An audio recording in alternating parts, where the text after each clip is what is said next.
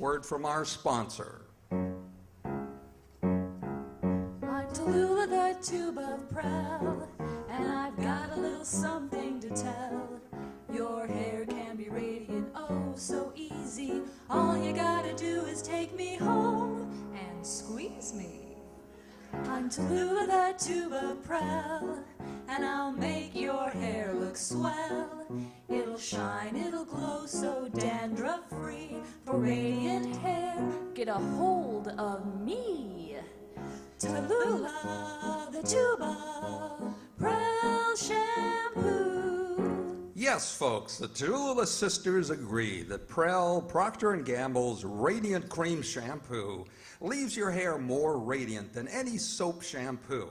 And Prel removes unsightly dandruff in as little as 3 minutes. Doctors' examinations prove it. For hair radiantly clean, radiantly lovely, try Prel, your very next shampoo. I'm Tallulah, the tube of Prel, and I've got a little something to tell. Your hair can be radiant, oh so easy. All you gotta do is take me home and squeeze me. I'm Tallulah, the tube of Prel, and I'll make your hair look swell. It'll shine, it'll glow so dandruff-free. For radiant hair, get a hold of me. Tallulah, the tube of Prel shampoo.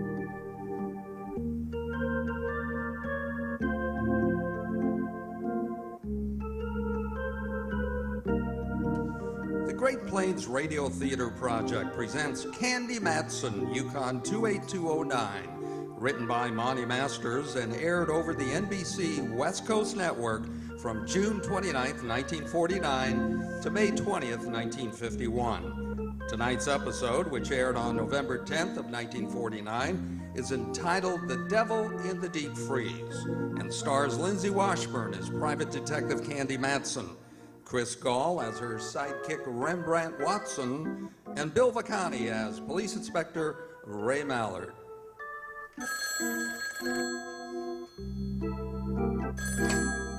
Hello, Yukon 28209.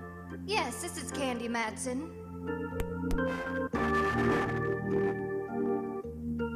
You got an old corpse kicking around you want identified? Know any good murders you want solved? We've got just the girl for you. Her name is Candy Matson. Mighty cute, too. She fills out a size 12 suit in just the right proportions. Soft blonde hair, 2 sparkling green eyes. She's a private eye. What? You scoff? You ridicule? I'll let you see for yourself. Listen. She's talking on the phone right now. Hello, Candy Matson. Hello, Mr. Matson. I'm afraid you don't know me. That makes it easy. You don't know me. Let's go from there. I read about you in the papers. Miss Matson, you handle confidential cases? That's right. However, there's a little matter of a fee involved. Yes, I know. I can pay. That's item number 1. Now item number 2. What's the confidential case? I can't possibly tell you on the phone, Miss Matson. I said it was confidential. Okay. Where do you want to talk? I am the proprietor of a restaurant, the Charlemagne in North Beach. Oh, yeah. I ate there once. Oh, that's a nice. No, it wasn't. I didn't like the food. Oh, However, I'll overlook it. You want to talk in about an hour? that will be fine, Miss Matson. Good. And your name would be? Martinello. Carlo Martinello. Okay, Mr. Martinello. And, have some ink in your pen. It costs money just to talk. I probably sounded rough and commercial, but you have to be in this racket. Most people look at a private eye as a musician. They invite you to a party and expect you to bring your harp for free. But I learned the hard way a long time ago. So now they pay in advance and take their chances later. That's the way it was with this Martinello. I was at home in my penthouse on Telegraph Hill out on the porch taking a sunbath when the phone rings and it's this Carlo character. That part was all right because I can always use new customers.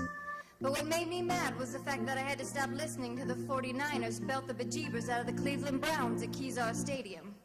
But I followed through and uncovered a couple of done-in bodies along the way. You like the grotesque in your whodunit? Then follow me and we'll tiptoe lightning through the fly rails, the rigging and wing flats, because part of this story unfolds at the Opera House. Reluctantly, I dressed in something Charlemagne-ish, turned off the 49ers Cleveland game, and went down to talk to Martinello. His place was typical, located on Powell Street, a garish neon sign, and as you walked in, the place was air-conditioned by Eau de Garlic. Yes, miss. You wish a table? I wish a table, yes, with the right party. I'm looking for the owner. I am the owner. I am Candy Matson. Oh, Miss Matson. Walk this way, please. If I could walk that way, I'd revive vaudeville. Pardon? Where's your office? Right over here. Allow me. After you, signorina. Thank you, senor. Here. Sit down, please. Thanks. Now, Martinello, what's on your mind? Always. All of my life, I have run a very nice, respectable place. Until this morning. Well, what's wrong with this morning? I go down to the basement. My icebox is down there. That is where I keep all my meat. So you wanted some ground round? Oh, no. Perhaps I better show you. Please. You will come with me. Martinello led the way out of his office and down a flight of stairs. A cold blast hit my face. A musty aroma smothered my nostrils, and if I had a phobia about darkness, I would have ducked out then. But I followed the guy and ended up in front of a refrigerator about the size of an inquisition chamber. He opened the door and... it was the usual restaurant icebox. Choice legs of lamb hanging from hooks, potential fillets, and 6 New York cuts. The box was cold and I started to shiver. Not from the refrigeration, though, because over in the corner there was a man. He looked like something out of a long-lost Arctic expedition.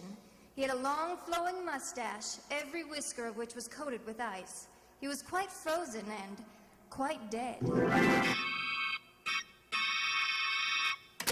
I slammed the door shut and reeled out. The sight had staggered my thought processes. Martinello reached over by a salami slicing table and turned on a lamp. A weak affair that cast dim shadows about the damp basement. Is that your little surprise? Yes, Miss Matson. That is what I was greeted with this morning. Well, have you notified the police? Oh, no. Well, why not? As I told you, I have run a very respectable place. And two, that is why I'm hiring you. You can get into trouble, you know. Yes, that is why you must help me. Please, Miss Matson. Say you will help me. I will pay you anything you say. I stick my neck out in the strangest places. Now it's a refrigerator. Okay, Martinello, $2,000. What? Make up your mind. Either I freeze your assets or the police find your frozen friend. Yes. All right. Come. I give you the money now. Now we're getting somewhere. What about him? Oh, he'll keep. He's on ice. Well, this is one for the books. Refrigeration the ugly way. I had to ask a few questions if I was to get anywhere. Such as, do you know the guy? No. Have you ever seen him before? No. Who was the last one to close the icebox last night? I was. Well, does it lock from the inside? Unfortunately, yes. I was getting places like Wiley was with Hauser. It was inevitable, and I had to take my courage in my hand and go down and look at that thing again.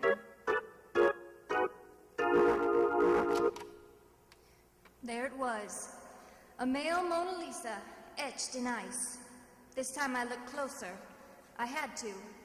And as I did, I realized I wasn't going to get any identification because this guy was a study in crimson. Underneath all that coating of ice, he was dressed in a devil's costume. once again and went upstairs where I gave Martinello strict orders not to do a thing. Usually in cases like this, you have to wait for a break. They come along like a forcing hand in poker. So I went home to do some thinking. And as I arrived, there was an old friend of mine, Rembrandt Watson. Hello, Dove. I'd almost given up. Rembrandt, how did you get in? Your door was open, dear. I took the liberty of coming in. I'm sure that's okay. How are things, Candy? All right, I guess. I'm kind of bushed, though. I feel as devaluated as a British pound. You look wonderful, darling. What's wrong? I've got a deal, but I don't know where to start. Anything I can help you with? No, thanks, Rembrandt. If I told you about it, you wouldn't believe me. Well, I've never doubted you in the past, dear. I know. Well, I was just called in by a minestrone merchant in North Beach. The guy is stuck with a corpse. Isn't that par for the course? Well, the deceased has been sealed in the icebox overnight. I've never seen one like that before. That's the way it is, dear. Many are called, but few are frozen. Oh, get out of here. But, love, I just got here. I know, but I've got to change and go see Mallard. I'll wait for you, Candy. I haven't seen the gumshoe since before vacation. All right, I'll be with you in a few moments. I did a fast change, and Rembrandt and I climbed into my car, and we dropped off Telegraph Hill and down to Kearny Street. The Hall of Justice where Mallard hangs his star is only a few blocks away, so we made it in about 5 minutes. Inspector Ray Mallard, homicide, San Francisco Police. A lovable shaggy dog type of character. Very keen with the crime, but dumb with the dames. Me, for instance. If I wanted him to say yes, he says no, and vice versa. Well, my ever-loving Candy, what's new in the private eye business? Very little. How's the legitimate flatfoot racket? Oh, we'll hold it up our arches. Well, Rembrandt, haven't seen you in a while. What's on your mind, Candy? A character named Carlo Martinello. Have you got anything on him?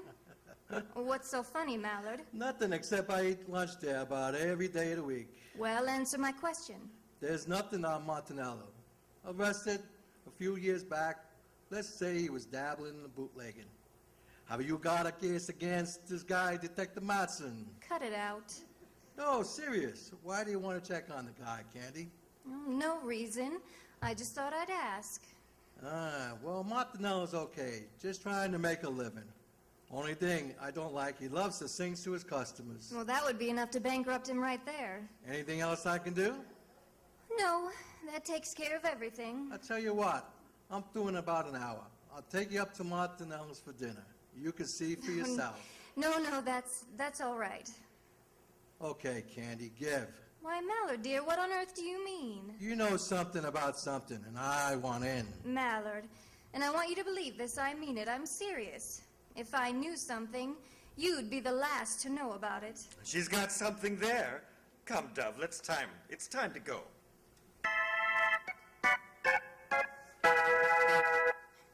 I hate to do things like that to Mallard.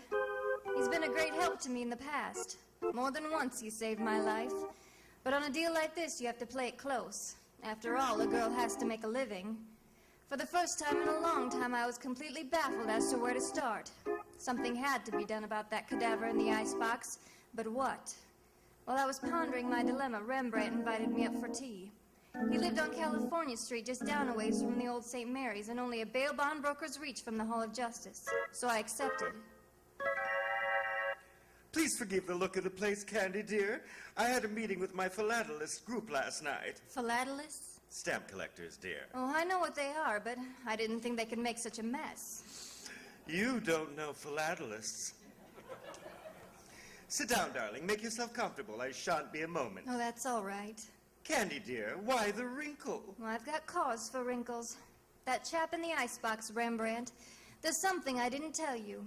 He was dressed in a devil's costume. There. Your tea will be ready in just a moment. You'll feel better. Well, I know it sounds crazy, but it's true. What are you going to do, Candy? I don't know. I can't leave him in that refrigerator forever. Well, get him out, dear. I'd hate to hear of a corpse catching pneumonia. Oh, excuse me, Candy. Help yourself to tea. Okay. How do you do, Rembrandt Watson Enterprises? Quiet, darling. Who? Oh, hello, Templeton. How are your steamships? Oh, that's good. What? Could I use to what? To the opera? Oh, of course I could. Righto, I'll pick them up at your office. Thank you, Templeton. Goodbye. Candy, dear, do you like the opera? Oh, I can take it or leave it. Why? It has suddenly developed that I have 2 tickets tomorrow night for Tales of Hoffman. Oh, Rembrandt, I don't think I should... Come, Candy. It'll do you good. You've been working too hard. You need a little relaxation. Tales of Hoffman, huh? Okay. Well, who's the pal that gave them to you? An old friend of mine, Templeton Woodruff. He runs a steamship through Java and other places Enzio Pinza sings about.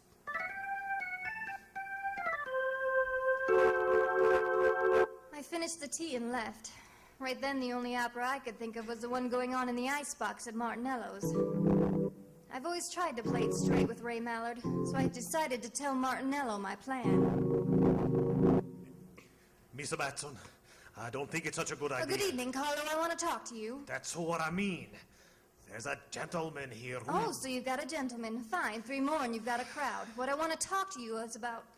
You don't understand. The gentleman I'm talking about is from the police. The police? Yeah, hello, Candy. Mallard. How about some scallopini? Hello, Mallard, dear. I had an idea you would like dinner here tonight. Do you know my boy Carlo? Yes, we've met. How do you do? How do you do? The signorina wishes something to eat? No thanks. I want to talk to you, though, Mallard. Sure. Come over to my booth and we'll share some salami. No thanks. I want to see you downstairs. I don't think the food is good down there. I agree, but it isn't the food. I'm talking about murder. Once again, I headed down into the catacombs of the Charlemagne. This time the act was a double. Mallard was right behind me. When I looked around again, we were a trio. Martinello was right behind Mallard.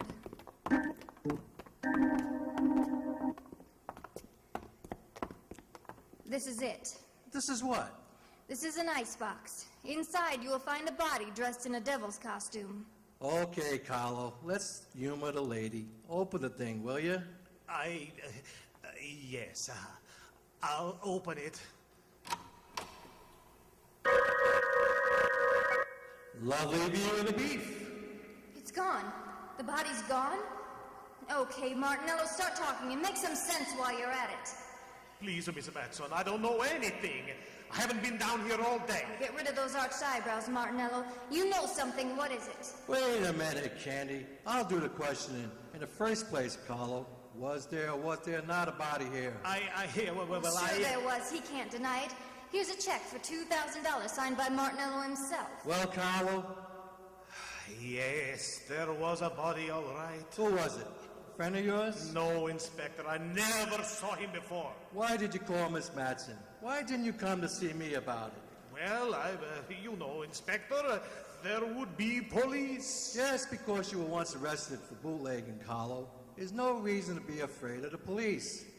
Well, I'll put a couple of guys on the job and see what we come up with. What? Is that all you're going to do, Mallard? Nope. Right now, I'm going back upstairs and have some Carlo Scalapini. Mallard, are you out of your head? Look, Candy, in order to have a murder case, you have to have a body. Obviously, we're fresh out.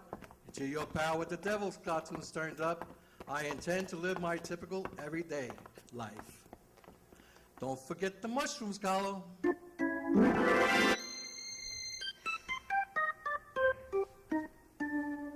There are times when I get so mad at Mallard I want to scream. I didn't, though. I only scrammed. I hung on to the 2,000, however. I felt I deserved it just for getting my curiosity aroused. And it was aroused. Plenty. Corpses don't get up and walk out of iceboxes by themselves. But after all, Mallard had a point. There's nothing to be done without a body. So I went home and waded into a stack of dirty dishes that had been piling up. Then I fixed dinner and started a new stack of dirty dishes. Got a book and got into bed.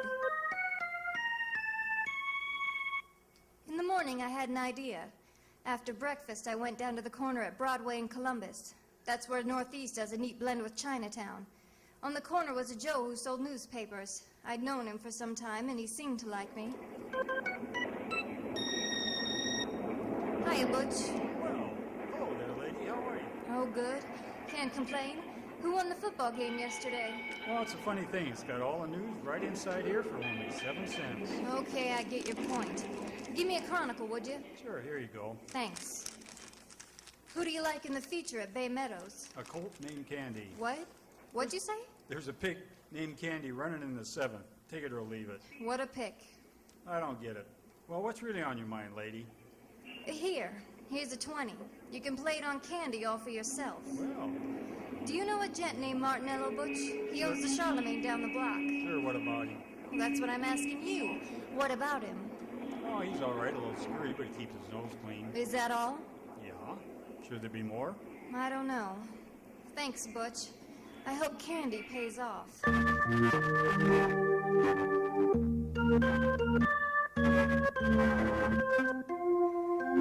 was getting nowhere, that was for sure.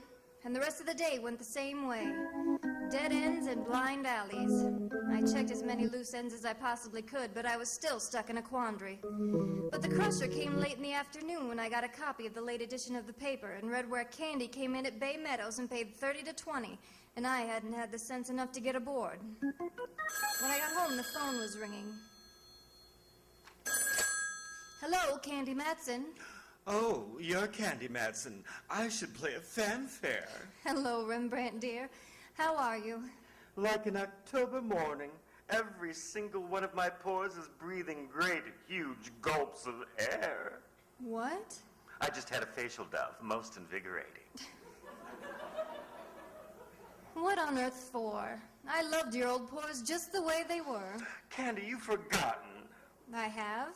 Oh, forgotten what, Rembrandt? We're going to the opera tonight. Oh, Ducky, I'm sorry I had forgotten. I'm afraid I'll have to renege. Oh, no, Candy, you promised. Now, I don't care what you're involved in. It'll do you good. But Rembrandt, I'm working on it. Oh, perhaps you're right. Okay, I'll get ready. Wonderful, dear. Pick me up about 7:45, will you? Pick you up at 7:45, yeah. Oh, and another thing, Lamb. We may have to do some entertaining tonight. Do bring some cash, will you? Uh-huh. That's a girl. That Rembrandt, always stony broke. I guess photography isn't what it's cracked up to be. I didn't mind, though. He's been a friend to me on more than one occasion. Then if I was going to get to the opera, I had to start thinking in operatic terms. I fished around in the closet and came up with something that would have done any woman's heart good. One of those little strapless affairs you can't stop breathing in for one moment, otherwise the opera is no longer the main attraction. I powdered, perfumed, and put on the rouge and took off after Rembrandt. But just as I started to leave, just a moment. Well, get a load of the Duchess. It won't be Halloween for another couple of months yet. Oh, very funny. Come on in, Mallard. What are you decked out for, Candy? Something you wouldn't understand. I'm going to the opera. Oh, I love the opera. Any horse opera with Tex Acuff in it. That's what I thought. What's on your mind, Mallard? I've got to pick Rembrandt up in 10 minutes. I was just dropping by and thought I'd stop and tell you the news. News about what? We found El Diablo. The guy in the icebox. Yeah, Martinello identified him. He was floating in water off Aquatic Park. Oh, any lead on him? You bet. He was Salvini, the second baritone with the opera company. That's all, Candy. I hope you enjoy your performance. Good night.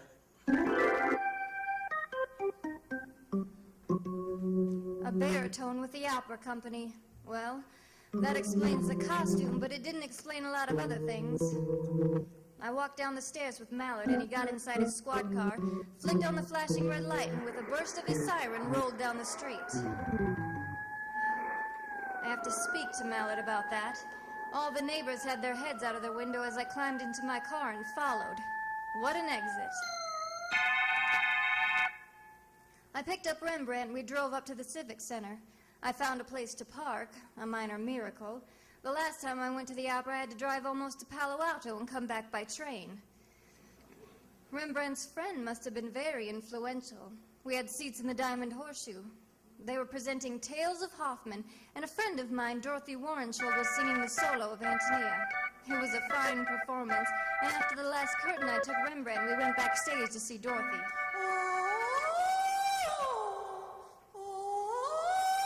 This is her dressing room, Rembrandt.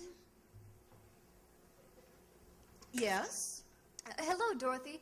This is Candy Matson, and I have a friend with me. Oh, do come in, please, Candy. Candy, how are you? Couldn't be better. Dorothy, may I present Mr. Watson? And Rembrandt, this is Miss Warrensholt. I am very delighted.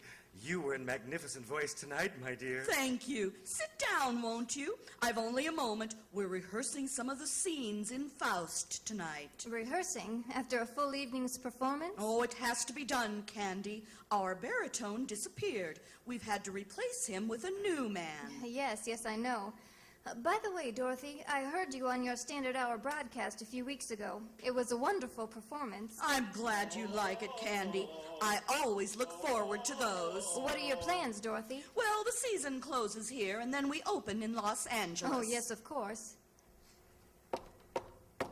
Excuse me. Come in. Oh, sorry, I didn't know you had guests. That's all right. Candy, I'd like to introduce Rolf Herberts. This is Miss Matson and Mr. Watson. Pleased to meet you, Mr. Herberts. Mr. Herberts is our new baritone. Oh, he is? Oh, that's why we're rehearsing tonight. I won't take any more of your time, Dorothy. I just thought we'd save a few moments of rehearsal if I told you that I don't move in the last scene. I sing upstage. That will leave you free to take as much stage as you like. Fine, Rolf. That will save time. Thanks. Oh, not at all. Glad to have met you, Miss Matson. Mr. Watson. Nice to have met you, sir. See you on stage, Dorothy. Yes, Rolf. Rolf has a wonderful voice, and he's a good actor, too. You know, I think he will even be better than Salavini. I've seen him before. He's been in pictures and the concert stage and in opera, too, but he's never really had a good break. This might be it. That's it, Candy. I'm sorry, but I'll have to leave. Oh, certainly, Dorothy. Say, why don't you stand in the wings? You can watch the rehearsal if you like. Oh, I'd love it. Come on, then. Follow me.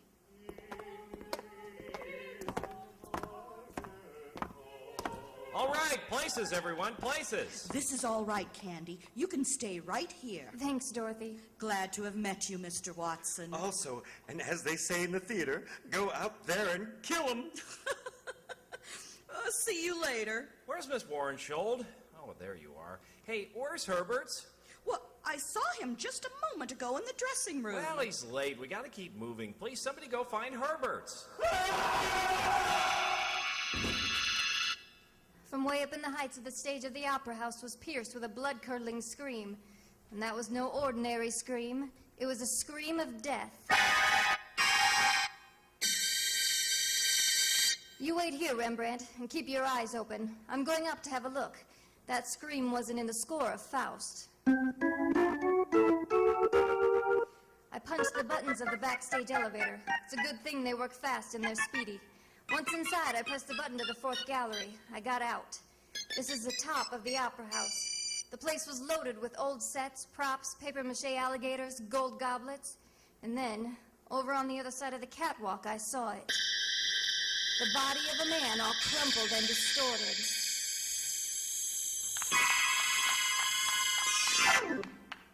I hit the catwalk and ran over. It was 100 feet above the stage, and as I looked down, I could see a score of strange faces looking up into the darkness. I got on the other side and bent over the body. It was that of Rolf Herberts. Candy, down here! I think your man just ducked underneath the stage! I ran back to the elevator, which shot me down to stage level, and there was Rembrandt, wild-eyed. He came down the elevator and on the other side, then he cut across the stage and down those steps. Oh, come on, Rembrandt. Follow me. I may need help. I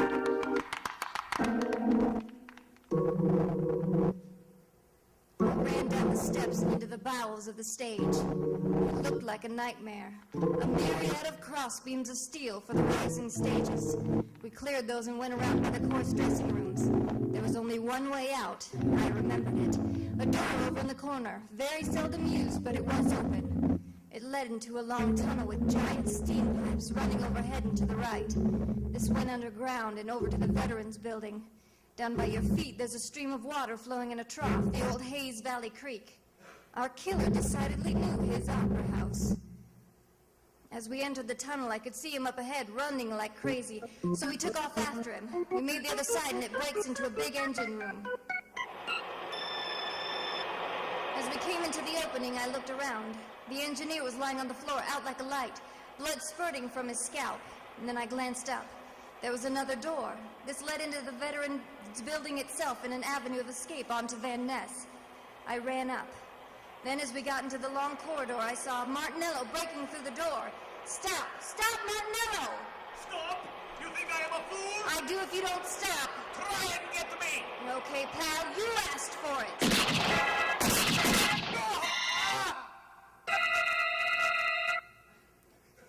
It was the first time I'd ever shot a man. It didn't feel good. But he lived. And later, the doctors of law gave him a little pill. The cyanide kind they drop inside the gas chamber at San Quentin. Martinello paid his debt. Details? Sure, I'll fill them in now. Martinello loved to sing. Ray Mallard had told me that. For years, Carlo had been hanging around the opera house hoping to step into a role. This season, the director had jokingly told him that if he ran out of baritones, he'd let Carlo take over. Carlo took him seriously. He lured Salavini down to his restaurant on a fake emergency call, costume and all, and did him in. But then he became frightened. That's when he called me. It was worth $2,000 to have me hush things up. But I don't operate like that. He had a hunch I was going to tip off Mallard. That's when he removed the body from the icebox and dumped it into the bay. Carlo had also been at the performance of the Tales of Hoffman. That's when he learned that they'd rustled up Rolf Herbers to sing in place of Salavini. By this time, Martinello was obsessed with the idea of singing in the opera house. He wouldn't stop at anything. Right after Herbers left Warren Schultz's dressing room, he managed to get Herbers into the elevator and up to the fourth gallery behind the stage. That scream was produced by a 6-inch stiletto through Herbert's heart at the hands of Martinello. And that's when our chase began. I hope I never see that tunnel under the opera house again. That Mallard and his sentiments. It was he who gave me that gun just a week before, for my birthday. He said I needed protection. Well, darn it, I do. But I can't get Mallard to believe me. Instead, he just gives me guns.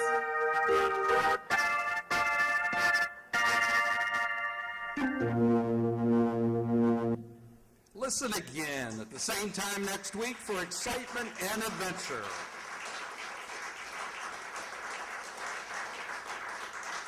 All you have to do is dial Candy Matson, Yukon 28209.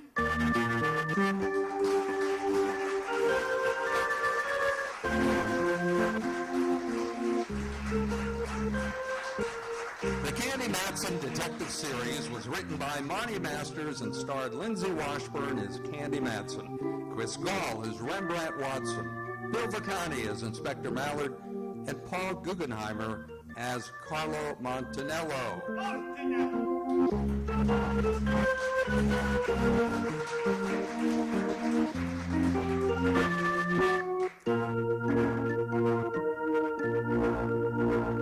This is NBC, the National Broadcasting Company.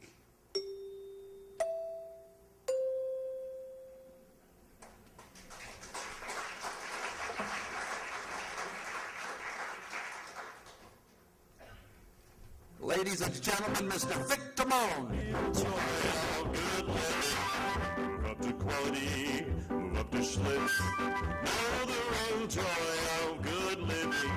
Move up to quality, move up to Schlitz.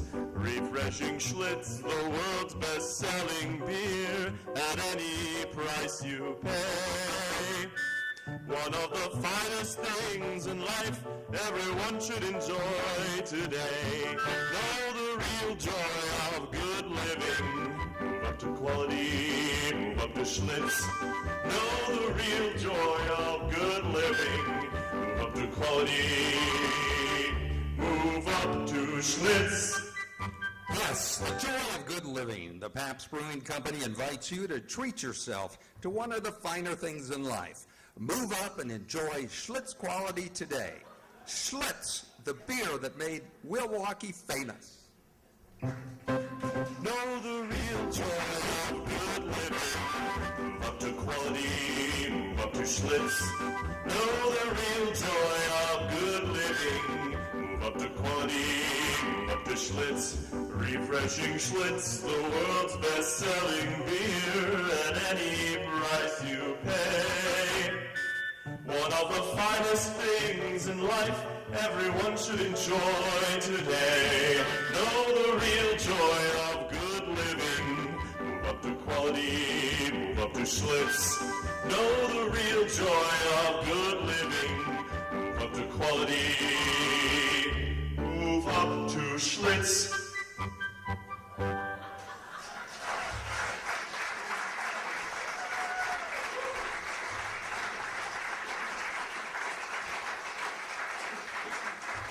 No applause sign needed there. And now, ladies and gentlemen, I would like to present the entire Great Plains Radio Theater cast for tonight in alphabetical order. Conrad.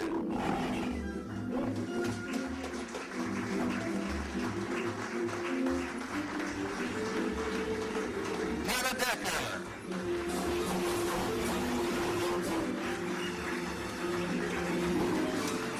Joanne Fox.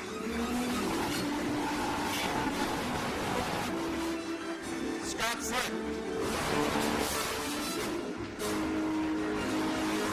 Larry Ford. Chad Ball. Chris Ball. Paul Guggenheimer. Inspector Bill McCarty. Nala Verlaine. Benjamin Nightman. And Lindsay Washburn.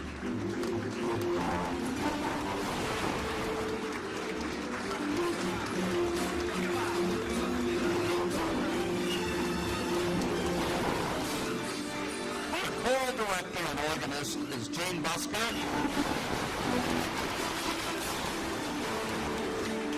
Our jingle singers, Kelly Myers and Kathy Dowd.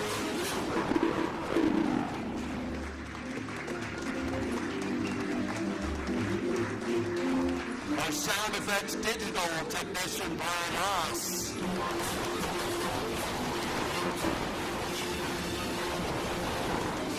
And the delicious strudel dessert provided during intermission was made by the Humanities Division Secretary, Joe Ross.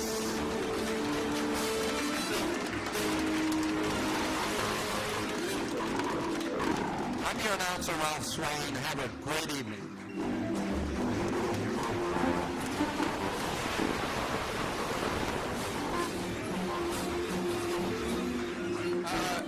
I just want to remind you that every Saturday, tune in for 2 hours of old-time radio. We're going to let Larry Fuller fill you in on that.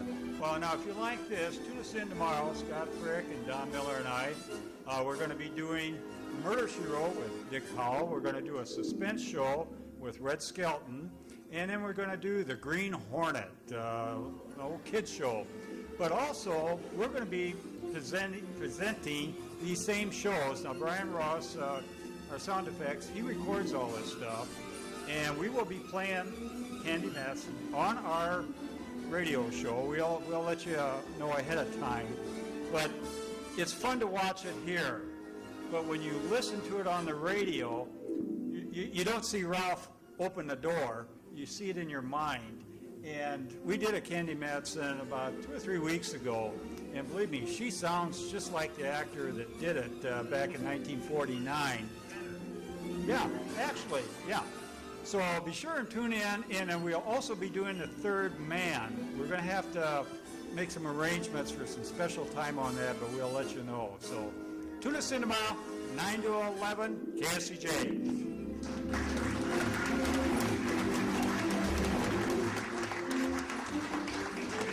folks like to see some more of this? Maybe next fall we'll do another show.